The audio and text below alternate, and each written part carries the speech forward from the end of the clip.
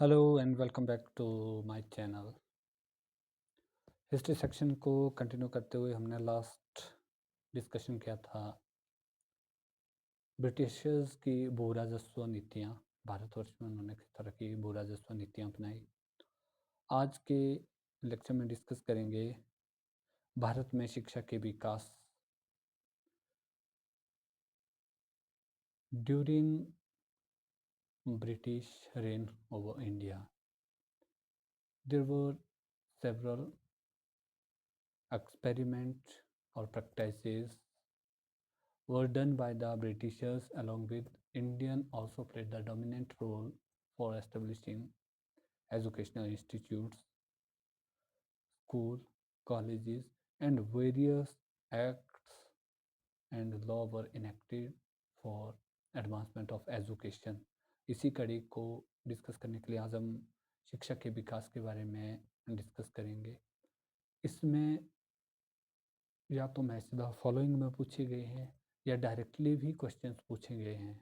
Match the following में कभी chronology में पूछा गया कि कौन सा इंस्टीट्यूशन पहले सेटअप हुआ, कौन सा इंस्टीट्यूशन बाद में सेटअप हुआ।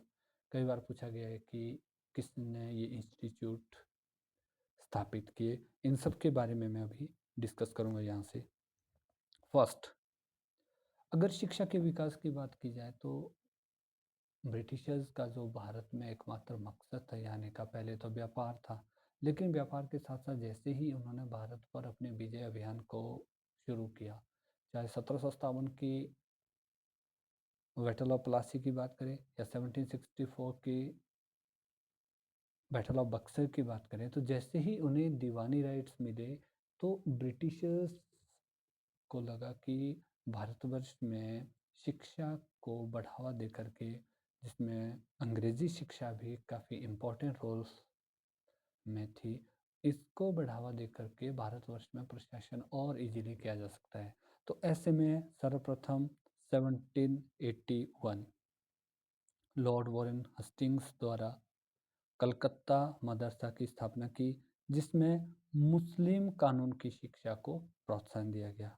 उसके बाद 1791 जोनाथन डंकन ने बनारस संस्कृत कॉलेज की स्थापना की।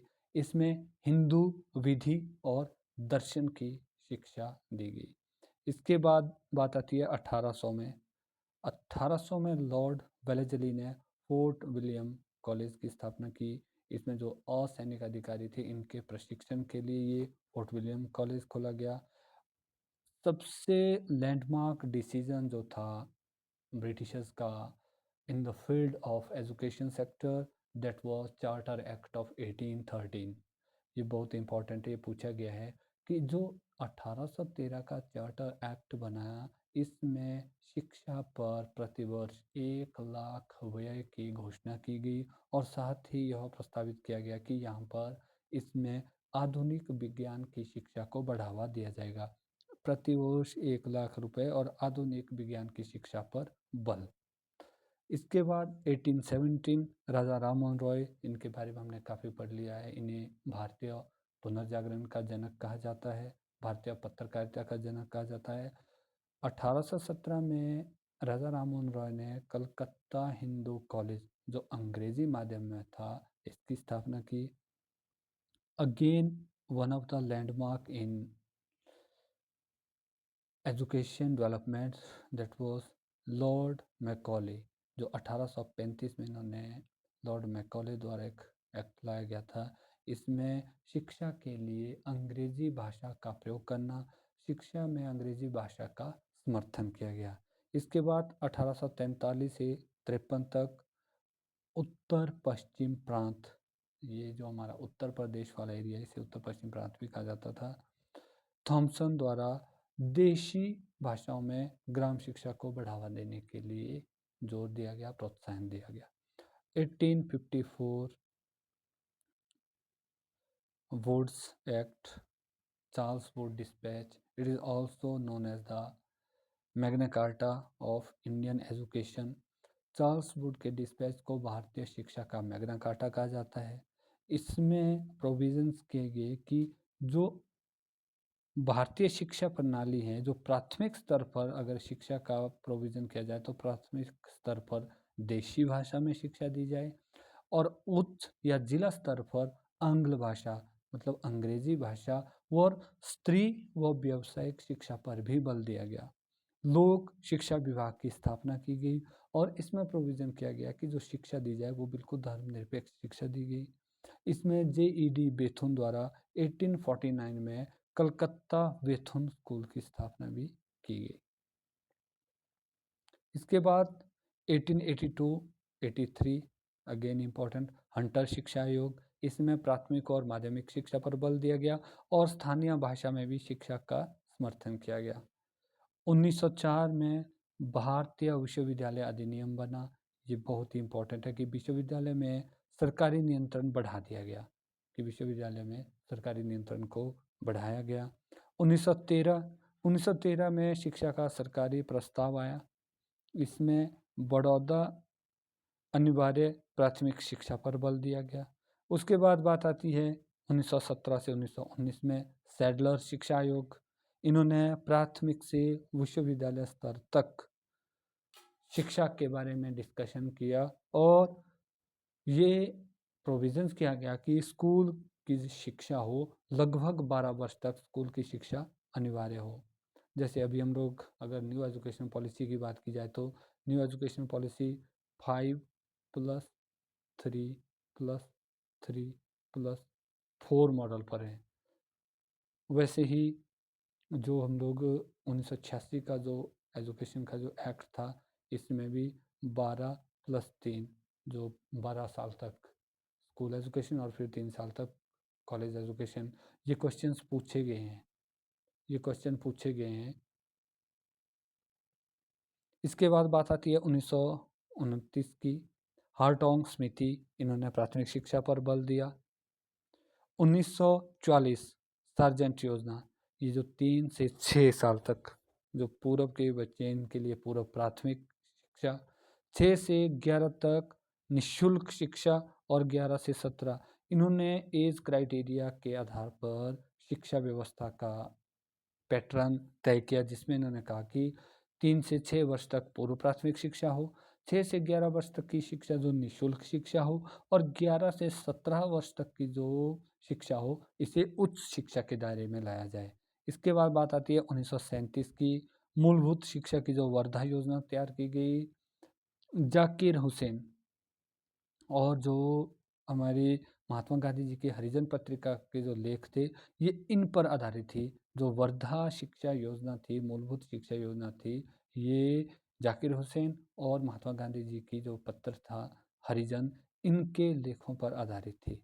बात की जाए स्वतंत्रता के पश्चात की, जैसे ही 15 अगस्त 1947 में भारत आज़ाद हुआ तो शिक्षा के क्षेत्र में और अधिक प्रयास किए गए और शिक्षा के क्षेत्र में कुछ आयोग का गठन किया गया और इन्होंने अपने क्या सुझाव दिए, किस तरह की शिक्षा प्रणाली को इन्होंने बढ़ावा देने हेतु मेजर्स बनाए, वो इस तरह से हैं। 1948-1949 वेरी वेरी इंपॉर्टेंट, जो इसके बाद स्वतंत्रता के बाद जो पहला कमीशन बना इसे कहते हैं राधा कृष्ण आयोग।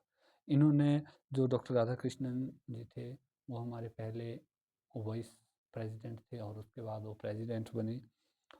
इस आयोग ने विश्वविद्यालय शिक्षा के संबंध में कुछ प्रावधानों पर चर्चा की, जिसमें पहला कि विश्वविद्यालय पूर्व 12 वर्ष अध्ययन अनिवार्य हो। वही जो मैंने अभी ऑलरेडी बात कर दी गई है कि जो स्कूल शिक्षा हो कम से कम 12 सालों तक हो।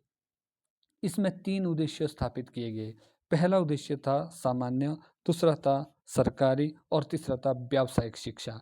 यानी सामान्य शिक्षा, सरकारी शिक्षा व व्यावसायिक शिक्षा को बढ़ावा दिया जाए।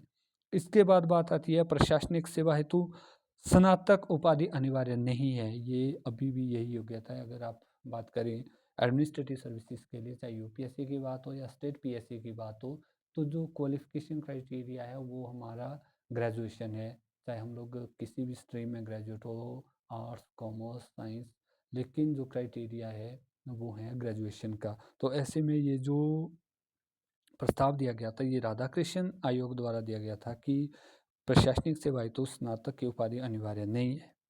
इसके बाद ग्रामीण विश्वविद्यालयों की स्थापना, अगेन इम्पोर्टेंट, कि अगर शिक्षा को हर गांव तक पहुंचाना है तो ग्रामीण विश्वविद्यालय की स्थापना करना जरूरी है। और इसमें ये भी प्रोविज़न किया गया कि अगर विश्वविद्यालय जो स्थापित किए जाए, अगर संख्या का क्राइटेरिया रखा जाए तो लगभग एक कॉलेज में या एक यूनिवर्सिटी में लगभग 1000 से ज़्यादा छात्र ना हो, क्योंकि फिर अगर छात्रों की संख्या ज़्यादा हो तो एजुकेशन का जो क्वालिटी है वो उस लेवल की नहीं हो पाएगी। इसके बाद बात की जाए विश्वविद्यालय, अगर शिक्षा की बात की जाए तो इसमें इन्होंने कहा कि जो विश्वविद्यालय की शिक्षा वो समवर्ती सूची में हो। अगर सूची की बात की जाए तो हमारे 3 सूचियां हैं: संघ सूची, राज्य सूची, समवर्ती सूची। ये जो कुछ विषय हैं संघ के कार्य से जो रिलेटेड है वो संघ सूची में रखे गए हैं, राज्यों से जो संबंधित है जो राज्य सूची में है। लेकिन कुछ एक ऐसे मिसलेनियस कार्य है जिसमें संघ भी कानून बना सकता है, राज्य भी कानून बना सकते हैं, वो समवर्ती सूची में आते हैं। लेकिन इसमें एक प्रोविज़न ये रखा गया है कि इसमें जो संघ द्वारा बनाए गए कानून प्रभावी होंगे। उसके बाद बात आती है 1953 की, विश्वविद्यालय अनुदान आयोग का गठन किया गया, अगेन इम्पोर्टेंट। और 1956 की बात की जाए तो इसे स्वायत्तशासी निकाय का दर्जा दिया गया।